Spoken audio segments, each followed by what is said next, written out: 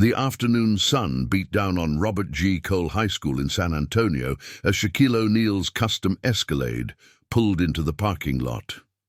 The towering basketball legend sat motionless behind the wheel, studying the brick building where his journey to greatness began over 3 decades ago. "Do you want me to come in with you, boss?" asked his assistant from the passenger seat. Shaq shook his head. "Nah, I need to do this alone. Some things you gotta face one-on-one, you know." At 52, Shaquille O'Neal was no longer the dominant force who had terrorized NBA defenders, but his 7'1" frame still commanded attention wherever he went. He adjusted his custom-tailored blazer and stepped out of the vehicle, his knee protesting slightly, a reminder of the physical toll 19 seasons in the NBA had taken. The hallways were quiet. School had ended an hour ago. Shaq moved through the corridors, his footsteps echoing against the polished floors. So much had changed: new trophy cases, modern technology, fresh paint, but the essence remained familiar. Memory fragments flickered in his mind, awkward teenage years when his body seemed to grow overnight, Coach Flo Brawley pushing him to excellence, and the moment he realized basketball could be his ticket to a better life. He made his way to the gymnasium, drawn by an invisible thread of nostalgia. The double doors opened to reveal a gleaming hardwood court, significantly upgraded since his days here. On one wall hung Shaq's retired jersey next to a mural depicting his storied career. 4 NBA championships, MVP awards, his infectious smile that had made him a beloved cultural icon. Near the far end of the court, an elderly man slowly pushed a dust mop across the floor, his movements methodical and practiced. There was something about his posture, the careful attention to each sweep, that triggered a memory. Shaq watched silently from the doorway, then called out, "You still start in the corners and work to the middle, huh?" The old man turned, squinting slightly before his eyes widened in recognition. "Well, Is that Shaquille O'Neal in the flesh? Mr. Williams, is that really you?" Shaq approached the janitor, genuinely shocked. "You gotta be what? 80 now?" 82 next month, Mr. Williams corrected, leaning on his mop handle. And still keeping this place clean enough to eat off the floor, though I wouldn't recommend it." He chuckled, his laugh turning into a slight wheeze. Shaq couldn't hide his disbelief. "You were here when I was a sophomore. That's what. 1987, and you're still working. Where else would I be?" "Somebody's got to teach these young folks what clean really means." Mr. Williams' eyes twinkled, but Shaq noticed the stoop in his shoulders, the slight tremor in his hands. Memories rushed back. Mr. Williams had been more than just the school janitor. He was the man who unlocked the gym at 5:30 every morning so Shaq could practice before classes. The one who stayed late without complaint when Shaq begged for just 5 more minutes of shooting time.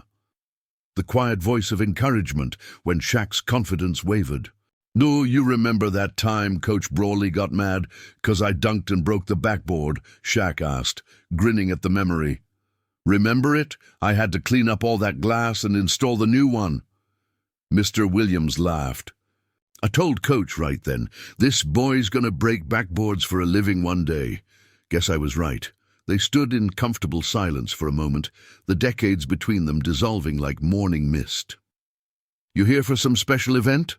Mr. Williams finally asked. "Oh, they didn't tell me nothing about any ceremonies today. Just visiting. Wanted to see the old place, maybe talk to some of the teachers who are still around." Shaq paused. "Didn't expect to find you still here, though. Figured you'd be retired, fishing somewhere." A shadow crossed Mr. Williams' face. "Retirement's for folks with good pensions, son. School district don't exactly set us up for easy street after all these years." Shaq's expression darkened slightly. "You're telling me you're still working at 82 because you need the money?" Mr. Williams straightened his back, pride evident in his posture. "I get by just fine. My Martha and I, we manage. Small house is paid off, and the work keeps me young." He smiled, but it didn't quite reach his eyes. "Besides, what would these kids do without me? New janitors don't care like I do. Shaq nodded slowly, fighting the urge to press further. You have time for a late lunch. I'd love to catch up properly. Mr. Williams glanced at his watch. Got about an hour before I need to start on the science wing. Principal Rogers lets me take my break whenever as long as the work gets done. Perfect. I know a place. 20 minutes later, they were seated in a booth at Joe's Diner, a local institution that had barely changed since Shaq's high school days. The waitress did a double-take when she saw Shaq, but maintained her professional composure, taking their orders with only a slight tremor in her voice. Over burgers and fries, Shaq listened as Mr. Williams filled in the decades. His wife Martha had suffered a stroke 5 years ago, leaving her partially paralyzed. Their modest savings had quickly evaporated amid medical bills. Their son lived in Florida with his family, struggling with his own financial challenges. Their daughter had died of cancer in her 30s, leaving a void that time had never filled. House isn't exactly wheelchair-friendly, Mr. Williams admitted. So Martha spends most days in the living room. Can't get the bathroom door wide enough for her chair without some major renovations. And the school's health insurance, Shaq began, covers the basics, but all the physical therapy she needs. Mr. Williams shook his head. That comes out of pocket, so I keep working. Principal Rogers is good to me, lets me work at my own pace now. As Mr. Williams spoke, Shaq observed the man's worn hands, the deep creases around his eyes, the threadbare but immaculately clean shirt. This man who had quietly supported him, who had believed in him before the world knew his name, was spending his golden years pushing a mop to make ends meet. You know, Shaq said carefully, I wouldn't have made it without you, Mr. Williams. The old janitor looked up, surprised. Me? All I did was unlock some doors. Nah, it was more than that. Remember when Coach cut me from varsity my freshman year? I was ready to quit basketball altogether. Mr. Williams nodded slowly. You were sitting on the bleachers after practice. Everyone else had gone home. And you told me something I never forgot. You said, the measure of a man isn't how he handles success, it's how he handles disappointment. You remember that? Mr. Williams seemed genuinely touched. Never forgot it. Used it throughout my career. When we lost in the finals, when I missed those free throws, when people criticized my game. I'd think about what you said. Their conversation continued, weaving through memories and shared experiences. Shaq was surprised by how much Mr. Williams had followed his career, not just the highlight reel moments, but the struggles, the transitions, the growth both on and off the court. As they prepared to leave, Shaq watched Mr. Williams slowly rise from the booth, wincing slightly as he straightened his back. Let me drive you home, Shaq offered. I'd like to say hello to Martha, if that's okay. Mr. Williams hesitated, then nodded. She'd never forgive me if I didn't bring Shaquille O'Neal home when I had the chance. It's not much to look at, our place. The neighborhood where the Williams lived had seen better days. Small, aging homes lined streets with cracked sidewalks and overgrown yards. Mr. Williams' house, though modest, stood out with its neatly trimmed lawn and freshly painted mailbox. Inside, Martha Williams sat in her wheelchair near a window, a book open on her lap. Her face lit up when she saw her husband, then registered shock as Shaq ducked through the doorway behind him. Martha, look who I found at the school today, Mr. Williams said proudly. Shaquille O'Neal in our living room, Martha said, her speech slightly slurred from the stroke. I must be dreaming. Shaq bent down to shake her hand gently. The pleasure is all mine, Mrs. Williams. Your husband was just telling me how you make the best peach cobbler in Texas. He's exaggerating, she smiled, but I do all right. As Shaq looked around the small living room, he took in every detail. The worn furniture arranged to accommodate Martha's wheelchair, the narrow hallway she clearly couldn't navigate, the collection of framed family photos, and among them, to his surprise, several pictures of him throughout his career. On a side table sat a scrapbook with newspaper clippings about local students who had gone on to success. Shaq recognized himself on the open page, a yellowed article about Cole High School winning the state championship with his help. "You kept track of all your students?" Shaq asked, gesturing to the scrapbook. "And ones who made something of themselves?" Mr. Williams nodded. "Doctors, teachers, business owners, and one larger-than-life NBA superstar." As Shaq drove back to his hotel that evening, his mind raced. The Williams home had revealed so much. The bathroom door Martha couldn't fit through with her wheelchair, the makeshift ramp at the front steps built from plywood, the medical supplies stacked in corners, the way Mr. Williams moved carefully around the house, clearly in pain but never complaining. He made a call to his business manager before he even reached his hotel. "Karen, I need you to clear my schedule for the next week." "No, it's not negotiable." "Yes, even the TNT shoot. This is important." By morning, Shaq had assembled a team. His contractor from his Orlando home renovations, his physician who specialized in geriatric care, his financial advisor, a lawyer who handled his charitable foundation. "Here's what we're going to do," Shaq explained to the group gathered in his hotel suite. On the table, he'd spread photos he'd discreetly taken of the Williams home. In 1 week, complete renovation, everything wheelchair accessible, new roof, new plumbing, new electrical, whatever they need. His contractor, Dave, looked skeptical. "A complete renovation usually takes months, even with a full crew." "Then get 3 crews working around the clock," Shaq replied without hesitation. "Money is no object, but time is. I need this done before Mr. Williams realizes what's happening." Next, he turned to his financial advisor. "I want to set up a trust fund, enough to cover all their medical needs, living expenses, everything. Mr. Williams needs to retire. He's 82 years old and still mopping floors." The planning continued well into the night. By dawn, Operation Williams, as Shaq had dubbed it, was taking shape. The challenge now was getting the elderly couple out of their home for a week, without raising suspicions.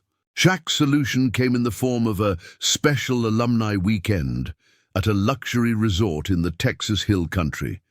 With the help of the school principal, Mr. Williams was given a week of paid leave to attend this fabricated event, where Shaq would supposedly be honoring educators and staff who had influenced his life. 3 days later, as the Williams were driven away in a comfortable car service to the resort, where Shaq's assistant would ensure they were treated like royalty, an army of workers descended on their humble home. The transformation began immediately. The roof came off, walls were removed, plumbing fixtures were torn out. In the backyard, landscapers started designing an accessible garden where Martha could pursue her love of gardening from her wheelchair. Shaq supervised it all, showing up daily in work clothes, rolling up his sleeves to help move heavy materials. Local media got wind of the project, but Shaq's team kept them at bay, insisting this was a private matter, not a publicity stunt. Neighbors watched in amazement as the modest home was systematically rebuilt. Some even volunteered to help, moved by what was happening. A local restaurant sent free meals for the workers. A medical supply company, hearing about the project, donated a state-of-the-art adjustable bed. By day 5, the new roof was on, the widened doorways were framed, and the bathroom had been completely reconfigured with a roll-in shower, grab bars, and accessible fixtures. The kitchen was redesigned so Martha could cook from her wheelchair. The backyard now featured raised garden beds at the perfect height. "We're cutting it close," Dave warned as they entered day 6. "Still need to finish the electrical, install flooring, paint, and furnish the place."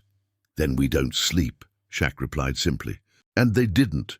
For the final 48 hours, Shaq himself stayed on site, helping wherever needed, fueled by energy drinks and the determination to give back to someone who had given him so much without expecting anything in return. On the morning the Williams were due to return, the final touches were being put in place. New furniture arranged precisely where the old had been, but improved for comfort and accessibility. Family photos rehung on freshly painted walls. Martha's garden filled with her favorite flowers. In the master bedroom, the adjustable bed was made up with luxury linens. Shaq stood in the driveway, surveying the transformation. The house looked like the same modest home from the outside, just with a new roof, fresh paint, and proper wheelchair ramps. But inside, everything had changed. "They're 5 minutes out," his assistant reported. Shaq gathered the remaining workers in the front yard. "Thank you all. Now please, clear out. This isn't about recognition or gratitude. I don't want a crowd when they arrive." When the car pulled up, only Shaq remained, standing casually by the front door, as if nothing unusual had happened. Mrs. Williams helped Martha from the car into her wheelchair, both looking refreshed from their resort stay. "Shaq, what a surprise!" Mr. Williams called. "We thought you'd left town days ago." "Had some business to finish up," Shaq replied, with a barely contained smile. "How was the resort?" "Like nothing we've ever experienced," Martha said. "The spa treatments for my condition were amazing. I haven't felt this good in years." "Well, the pampering doesn't have to end," Shaq said, moving toward the front door. "I brought you something." "Oh, you didn't need to bring anything," Mr. Williams protested. "Your company at the resort was gift enough." Shaq's smile widened as he opened the front door. "It's not something I could wrap." The Williams' reaction as they entered their transformed home was everything Shaq had hoped for. Martha gasped, her hand flying to her mouth. Mr. Williams stood frozen, eyes wide with disbelief. "What? How? When did this?" he stammered. Martha wheeled herself through the widened doorway with ease, tears streaming down her face as she discovered she could now access every part of her home. The accessible kitchen, the roll-in shower, the adaptive bedroom. Each new discovery brought fresh tears of joy. Mr. Williams turned to Shaq, his expression a mixture of gratitude and bewilderment. "You did all this in a week?" Shaq shrugged, suddenly self-conscious despite his size. "You unlocked doors for me, Mr. Williams, just returning the favor." "But this must have cost—" "Don't worry about the cost," Shaq interrupted gently. "And there's one more thing." He handed Mr. Williams an envelope. Inside was a letter explaining the trust fund Shaq had established for them, enough money to cover all their needs for the rest of their lives. And with it, a simple note. "It's time to retire. You've earned it." Mr. Williams sank into a chair, overwhelmed. "I don't know what to say." "Say you'll retire," Shaq said firmly. "Say you'll spend your time taking care of Martha and yourself. Say you'll let someone else mop those floors." Martha wheeled over and took her husband's hand. "Listen to him, James. Please. It's time." Slowly, Mr. Williams nodded. "Okay," he whispered. "Okay?" Later, as Shaq prepared to leave, Mr. Williams walked him to his car. The old janitor stood straighter somehow, as if a weight had been lifted from his shoulders. "You know what means the most?" Mr. Williams said quietly. "What's that?" "That you remembered. That you came back. Fame and fortune change most people, make them forget where they came from. But you remembered an old janitor who just unlocked some doors." Shaq looked at him seriously. "You unlocked more than doors, Mr. Williams. You unlocked possibility. You showed me respect when I was just a tall, awkward kid. You believed in me." As Shaq drove away, he glanced in his rearview mirror. Mr. Williams stood in front of his transformed home, one arm raised in farewell. In that moment, Shaq felt a sense of fulfillment greater than any championship ring had provided. He had learned many lessons through basketball: teamwork, perseverance, leadership, but perhaps the most important lesson had come from an 82-year-old school janitor. That true wealth isn't measured by what you accumulate, but by what you give back. 3 months later, On TNT's Inside the NBA, Ernie Johnson asked him about rumors of his secret renovation project in San Antonio. Shaq, unusually serious, simply said, "Sometimes the real MVPs are the people working behind the scenes, the ones who unlock doors for others without expecting anything in return. Mr. Williams was that MVP for me." What Shaq didn't mention was how the project had changed him too. How it had sparked a new foundation dedicated to supporting school support staff, janitors, cafeteria workers, bus drivers, the unsung heroes who shape young lives from the shadows. Or how he regularly FaceTimed with the Williams, checking on Martha's progress with her therapy and Mr. Williams' adjustment to retirement. Some victories, Shaq had discovered, matter more than those won on a basketball court. Some debts can never be fully repaid. And sometimes the most meaningful way to honor those who believed in you before you were somebody is to ensure they're taken care of when no one's watching.